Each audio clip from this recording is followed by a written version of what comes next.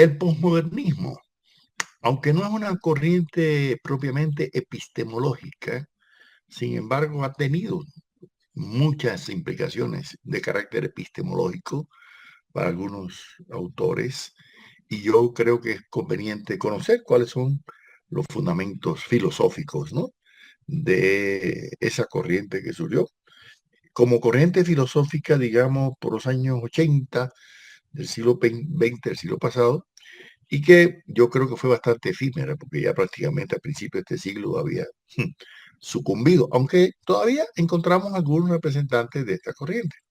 Ahora, el término de posmoderno y posmodernista es anterior, ya a principios del siglo XX, por allá por la década segunda, comenzó a utilizarse en la literatura para enfrentar la crítica a la literatura moderna, a la arquitectura también, ¿no?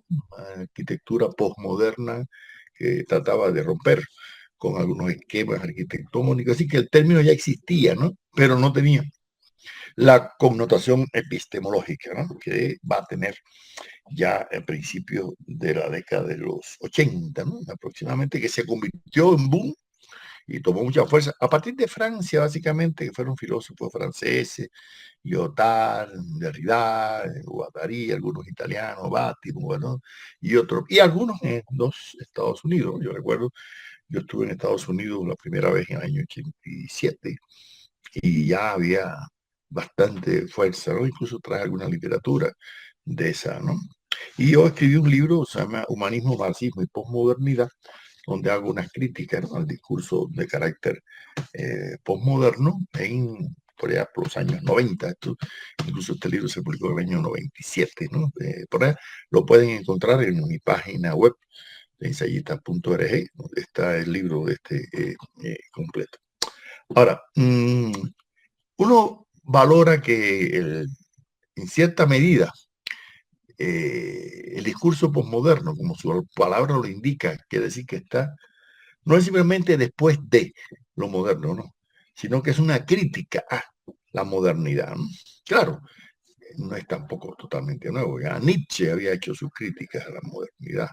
Marx lo había. Incluso yo tengo un trabajo precisamente dedicado a Nietzsche y Marx y la crítica, ¿no?, a la modernidad, que está libre también en Internet, pero por supuesto las posturas de Nietzsche y Marx sobre el discurso moderno y la modernidad son diametralmente opuestos, ¿no?, porque mientras que Marx va a estar criticando el capitalismo, ¿no?, y esa presunta racionalidad de la explotación de la clase obrera y la obtención de la plusvalía a partir de una empresa capitalista, Nietzsche se va a referir más al tema del humanismo, la crítica al humanismo, la crítica a la hiperbolización de la razón, porque detrás de el discurso posmodernista siempre hay un elemento importante que es la crítica a la racionalidad. Y eso es serio y por eso tiene implicaciones epistemológicas. Porque una filosofía, ya vimos anteriormente, ¿no?, a Feyerabend, ¿no?, que es contra toda racionalidad, ¿no?, y contra crítica al método y crítica a la razón, etc.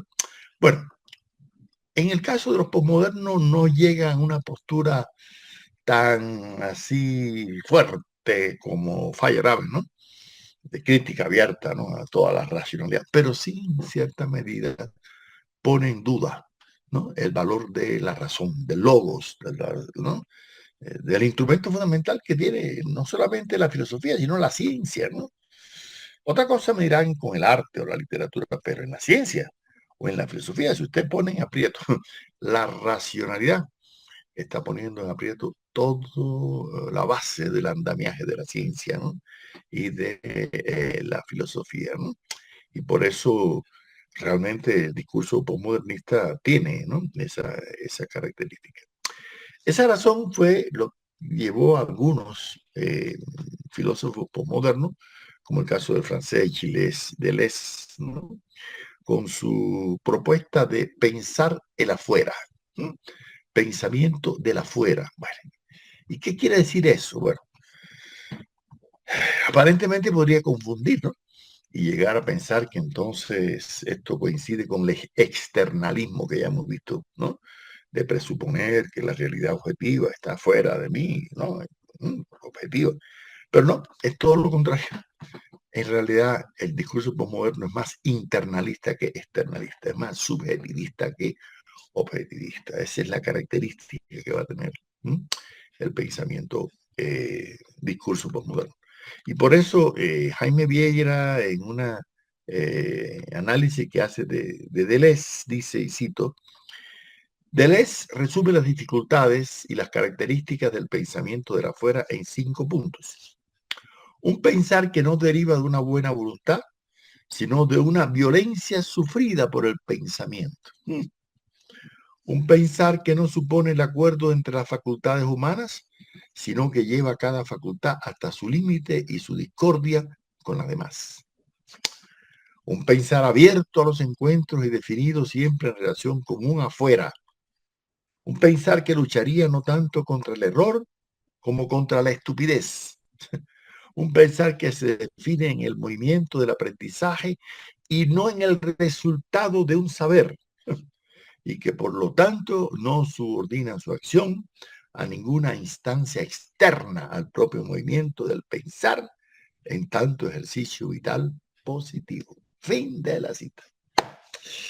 Bueno, veamos estas características para darnos cuenta que desde el punto de vista epistemológico, ¿no? Una filosofía que no le interesa detectar el error, porque ya sabemos que el error es todo lo antitético a la verdad, ¿no?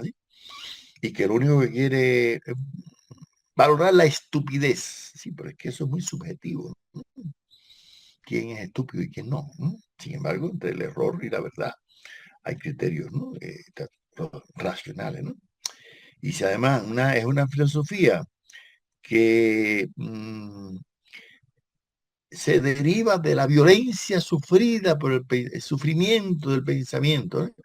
Como ustedes ven, ya ahí están temas afectivos, emotivos, volitivos, irracionales, en última instancia, ¿no? Y que además no le interesa el resultado, lo que le interesa es cómo se llega, el movimiento del aprendizaje, ¿no?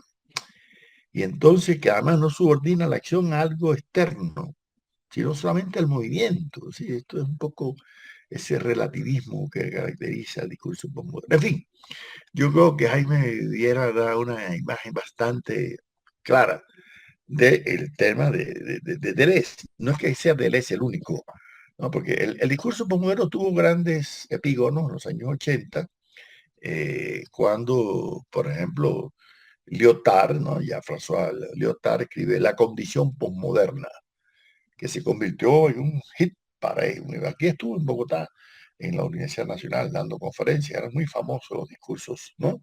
De los filósofos posmodernistas, los años 80, los años 90, ¿no?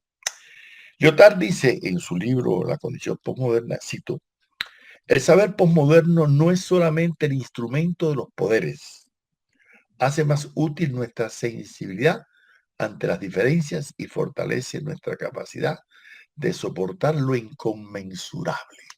Punto final.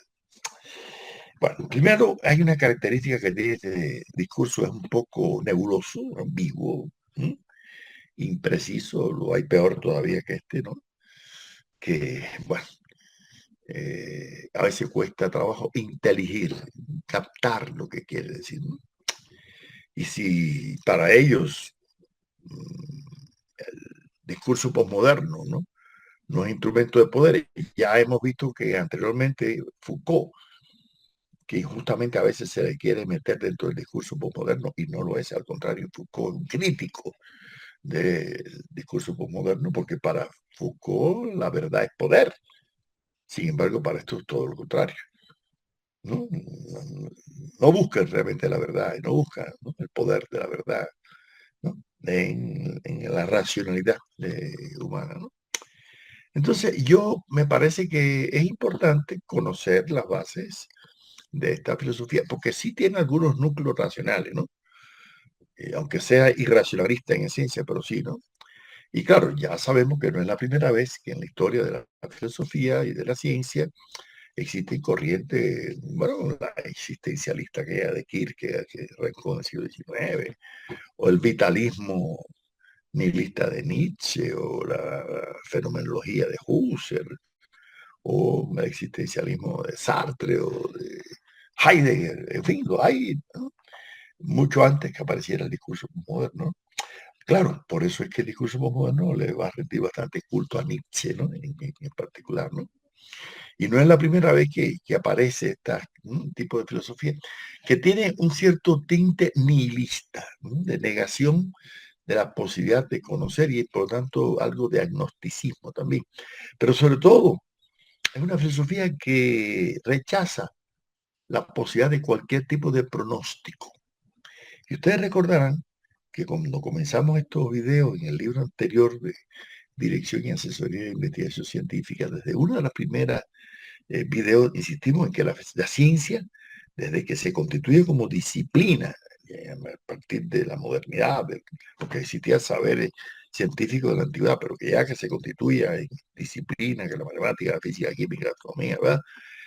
Desde un primer momento se caracterizó por tener tres elementos: lo descriptivo, lo explicativo y lo predictivo. O sea, lo pronóstico, pues si usted tiene ciencia, pero que le sirve solamente para describir, ¿no?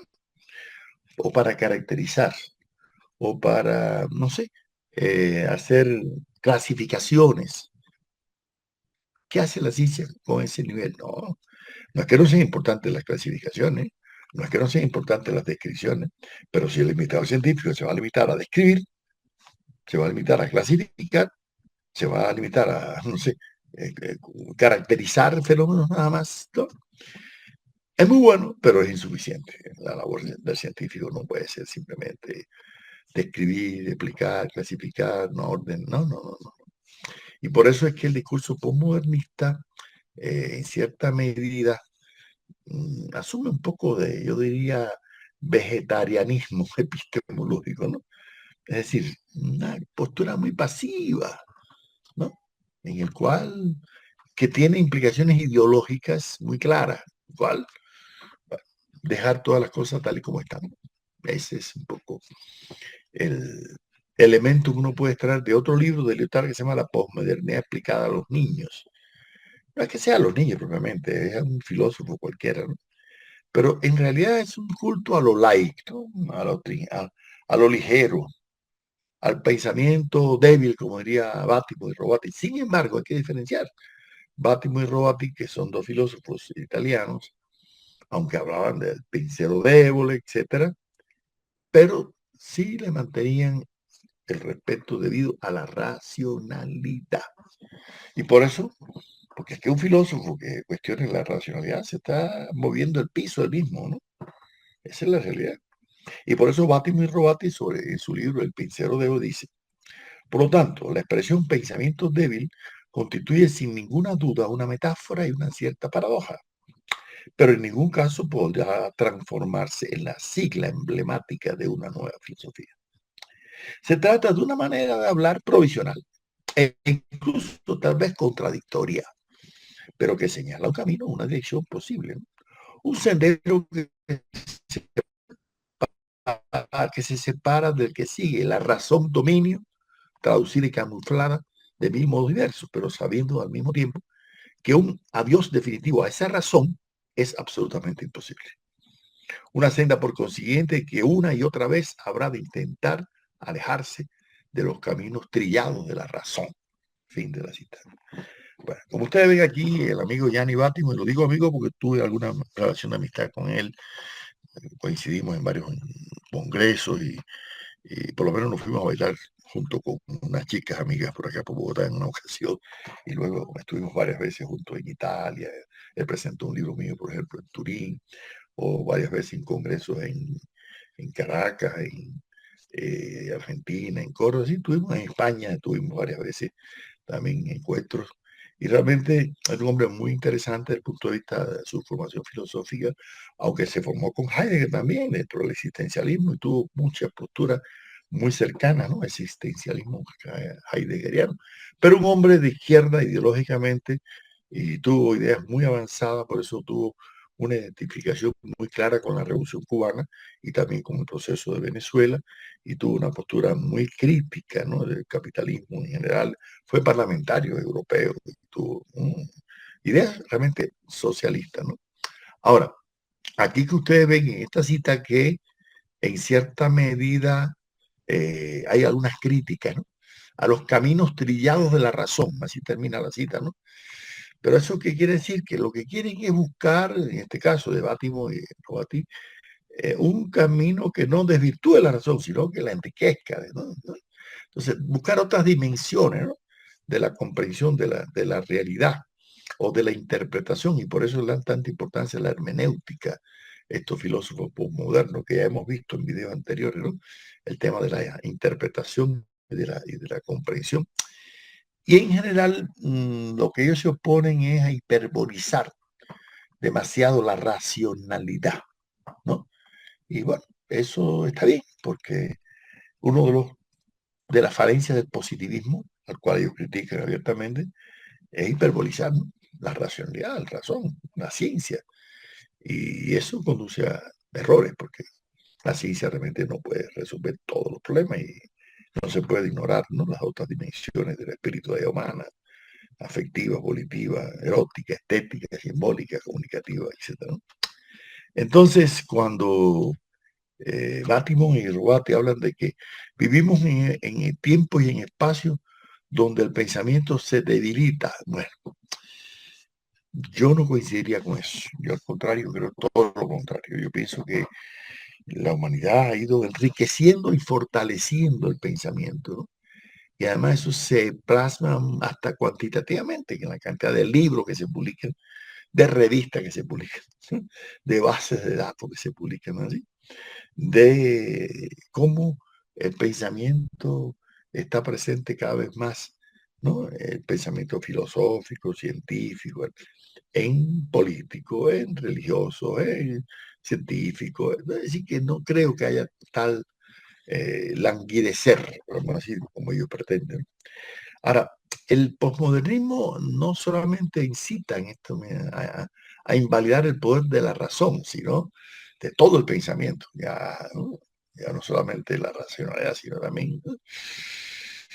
Y a mí me parece, no sé, que por ese camino se cae en alguna postura de reduccionista de las que hemos criticado, ¿no? Al inicio de este libro, ¿no? De epistemología, de para qué le sirve la epistemología a un investigador y a un profesor. ¿Por qué? Porque llegar a pensar, ¿no? Que el hombre puede prescindir del pensamiento, señora, a mí me parece que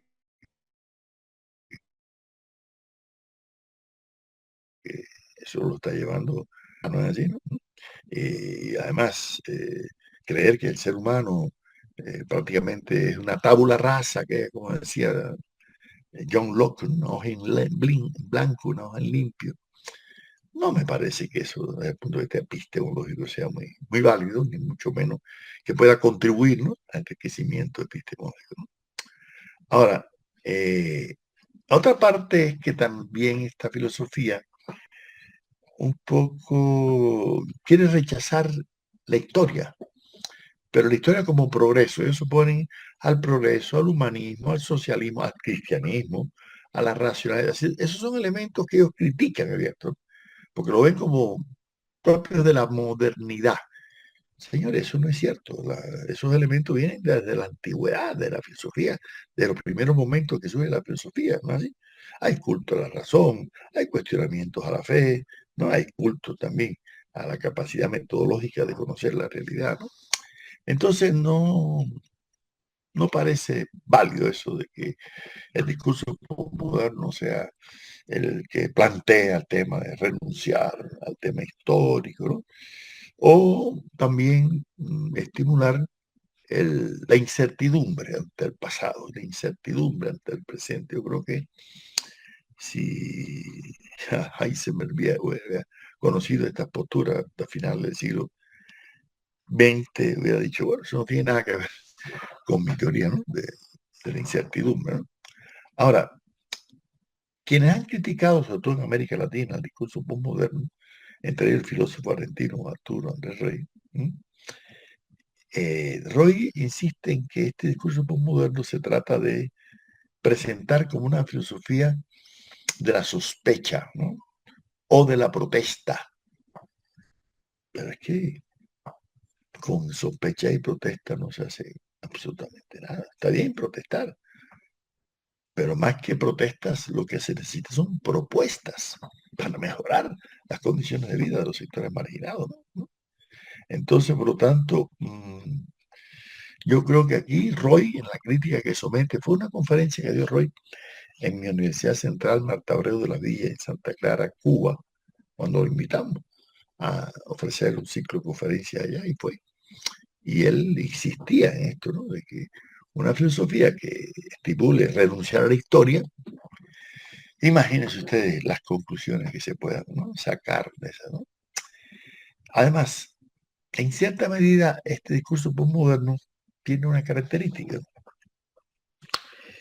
Primero surgió en Francia, básicamente, Alemania, Inglaterra, o sea, países capitalistas desarrollados, ¿no? Pero algunos filósofos por acá, algo miméticos, lo asumieron rápido. Ya. Pero siempre decía que no es lo mismo ser posmodernista en Ciudad México, ¿no?, así, que en Chiapas. Ya. Acabamos de llegar ayer de Guatemala, que estuvimos en la zona también maya, ¿no? Y reflexionamos de nuevo sobre estos temas, ¿no? No es lo mismo hablar del discurso postmoderno en Buenos Aires, que a usted le parece que está en Bruselas o en París, ¿no?, que irse allá, ¿no?, a las zonas más recónditas de la Pampa, ¿no?, Argentina, Venado Tuerto, Río Cuarto, no es igual. Por lo tanto, no es suficiente filosofías de denuncia, sino también filosofía de anuncio, ¿no? Y por eso incluso Roy cambiaba un poco aquella idea de Hegel, ¿no?, de que la filosofía es como el búho, ¿no?, que inicia su vuelo al anochecer, ¿no? Roy decía con razón que la filosofía en América Latina al menos debe ser como la alondra, que despierta. Nosotros los cubanos decimos como el sinsonte, que despierta en la mañana y enseguida empieza a cantar, ¿no?, así, con alegría, con optimismo. Y es más una filosofía del optimismo la que se debe oponer al pesimismo, ¿no?, y al escepticismo, que en cierta medida destila el discurso postmoderno, ¿no? Carlos París, que fue un destacado filósofo español, ¿no?, en uno de sus libros decía: en tal discurso posmoderno se critica muy poco la militarización, las tendencias imperialistas que existen en nuestro mundo, la sistemática manipulación de los poderes informativos industrializados, las agresiones a la libertad. Fin de la cita. Yo creo que París tiene razón, ¿no?, en que en cierta medida el discurso posmoderno, por lo menos de muchos de los que lo propugnaron, tanto allá en Europa como por acá en América Latina, que no los hay muchos, pero también lo hubo, se caracteriza por esa postura un poco pasiva, ¿no?, indiferente ante lo que sucede en nuestro pueblo, ¿no?, ante los golpes de Estado, las intervenciones extranjeras. Eso no les preocupa mucho, o por lo menos no se pronuncian, ¿no?, sobre eso. Y eso es medio peligrosito, ¿no?, así. Y por eso es que estas filosofías se distinguen de corrientes que ya hemos visto algunos de ellos y otras que las veremos en otros ciclos de videos que empiezan próximamente de mis libros de pensamiento filosófico latinoamericano, como la filosofía de la liberación, o la teología de la liberación, o la teoría de la dependencia, o sea, corrientes emanadas de América Latina a partir de los acontecimientos políticos y socioeconómicos, ¿no? Y por eso, cuando hablamos de figuras como Leopoldo Sea, que es el filósofo mexicano propulsor, ¿no?, de un discurso comprometido con la transformación de la realidad, Alberto Saladino, un estudioso de la obra de Sea, allá en México, dice, y cito: consecuentemente, la filosofía para Leopoldo Sea fue reflexión disciplinada, esto es, rigurosa, sobre cualquier manifestación de la realidad que emerge de circunstancias históricas específicas y, por tanto, comprometida con su tiempo.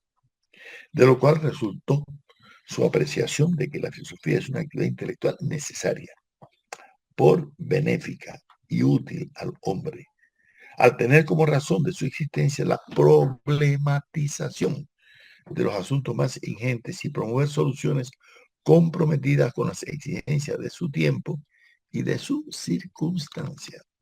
O sea que aquí Saladino, fin de la cita, está insistiendo en algo que caracteriza la reflexión filosófica de América Latina, sobre todo de la Ilustración para acá. Ya en la época escolástica anterior no era tanto, pero la mayor parte de los filósofos de América Latina han sido contestatarios, contrahegemónicos, no es que hayan sido marxistas, leninistas, no, es que se opusieron a los terratenientes, se opusieron a los poderes que dominaban o dominan, ¿no?, gran parte de América Latina, se opusieron a subordinar todo, ¿no?, a los Estados Unidos de América, ¿no? Y por eso estas corrientes como la teología de la liberación y la filosofía de la liberación han sido tan anatemizadas por los poderes, ¿no?, dominantes y tratados de ocultarla, pero al contrario, ha sido más incluso la repercusión que ha tenido en otras latitudes, en Europa, en Asia o en África, que la que tuvo originalmente acá en América Latina. Por eso yo creo que la obra de Sea, como la obra de Dussel, de la cual también tenemos otro video para especial por ahí, es una filosofía de compromiso, una filosofía de militancia, una filosofía que no se reduce, ¿no?, simplemente a describir, ni a caracterizar, sino también a proponer, a elaborar modelos, ¿no? Y por eso también el discurso postmoderno, que fue un discurso eminentemente universitario, académico, trascendió poco a otros sectores sociales, trascendió poco a extramuros, siempre fue más intramuro entre el mundo académico, ¿no? Y a veces con un lenguaje, repito, posmoderno, impreciso, ¿no?, muy obsoleto. Y eso se ve, por ejemplo, en el término de deconstrucción, planteado por Jacques Derrida. Bueno, ya nosotros hemos visto en videos anteriores el estructuralismo e incluso el postestructuralismo, en este caso de Foucault. Bueno, pues ahora vemos que también el discurso de la deconstrucción, primero, presenta un subjetivismo muy claro, muy marcado, ¿no? Así. Y segundo, pues los términos de la ciencia no están bien definidos y los deja así como en media, ¿no?, de ambulosidad, ¿no? Y es porque, bueno, por una sencilla razón, es que critican el materialismo. O sea, reconocer que esta realidad que está aquí es independiente de mi existencia, que Dios muestra va a seguir existiendo, ¿no?, esta realidad. Y por eso Carmen González Marín, en una adecuada crítica, dice, cito, la resistencia ideológica de ciertos sectores ante la deconstrucción se debe, sin duda, a la adscripción de los mismos a lo que podríamos denominar el mito del objetivismo. Es decir, la creencia en la existencia de una verdad objetiva que se corresponde con una realidad objetiva, exterior y aprehensible por el individuo. Fin de la cita. Bueno, yo creo que más claro el agua. Con el supuesto de una crítica ideológica, no es solamente ideológica, es una crítica al objetivismo, que le llaman un mito. Un mito, cree que todo esto que nos rodea es un mito. Es una crítica al materialismo filosófico. Es una crítica al externalismo epistemológico, de pensar que el sujeto recibe información y la elabora, ¿no? Sí, yo creo que detrás de toda esta postura postmoderna hay como reedición de las obras de aquel obispo británico George Berkeley, ¿no?, o del filósofo David Hume, aquel empirismo subjetivista agnóstico, ¿no?, en extremo, ¿no? Y además, repito, con un discurso a veces tan oscuro, tan... Yo creo que algunos de ellos compartían el criterio de cuando no puedas, ¿no?, convencer al interlocutor, confúndelo, ¿no?, para que se quede perplejo. Yo creo que así pasa con algunos discursos posmodernos, señores, uno no acaba de entender, ¿no? Yo le pedí a un amigo posmoderno que me hiciera el prólogo de un libro que por aquí está, y realmente me quedé impresionado. Claro, se publicó, ahí está el libro, ¿no? Pero aquello es Galimatías, un discurso enrevesado, un barroquismo, ¿no? Impresionado, ¿no? Y por eso, en cierta medida, el discurso postmoderno lo que pretende es deconstruir, ¿no? Desequilibrar, ¿no? Romper, ¿no? Las cosas.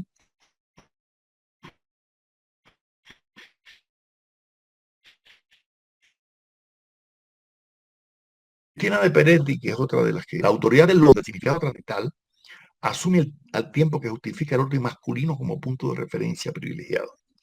Frente a esto, la diseminación, que es lo que no vuelve al padre, a la que Derrida somete toda operación textual, supone un riguroso desplazamiento de los supuestos culturales e incluso políticos que han llevado a potenciar la razón patriarcal como autoridad del autor respecto al significado último del texto y como necesidad de distinguir los significados legítimos de los ilegítimos, necesidad que en última instancia remite el deseo de búsqueda y garantía del orden. Bueno, eso es lo que plantea en este caso, ¿no? Esta autora que se distancia, ¿no? Del discurso postmoderno, porque en realidad el discurso postmoderno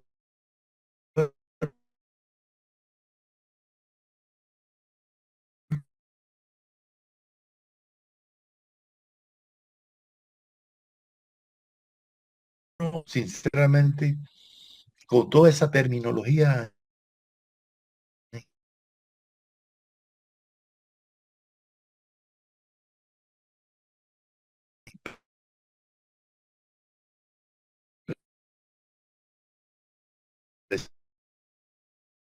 que nos cree más allá, cuanto que no se deja todavía reconocer como epocalidad del ser, ni de ninguna manera criticarlos, ¿sí?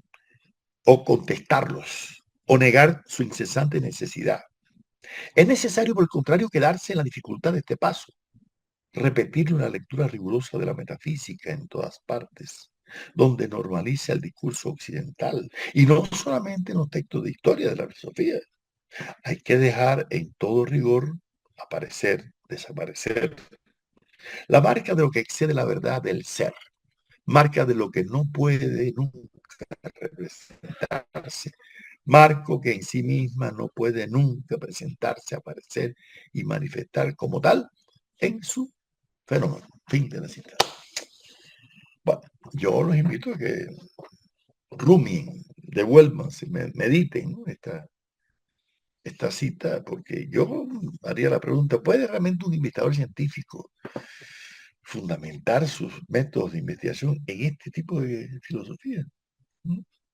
¿Puede un profesor darle armas metodológicas adecuadas a las nuevas generaciones, ¿no? Invocando este tipo de filosofía que llega a decir que no existe nada más allá de nuestro logos? ¿Mm? ¿Mm? O presuponer que ese logo es divino, es una cosa no religiosa, porque ya deja de funcionar, no la ciencia y la filosofía, ¿no? Y que además se caracteriza por esa ambigüedad, ¿no?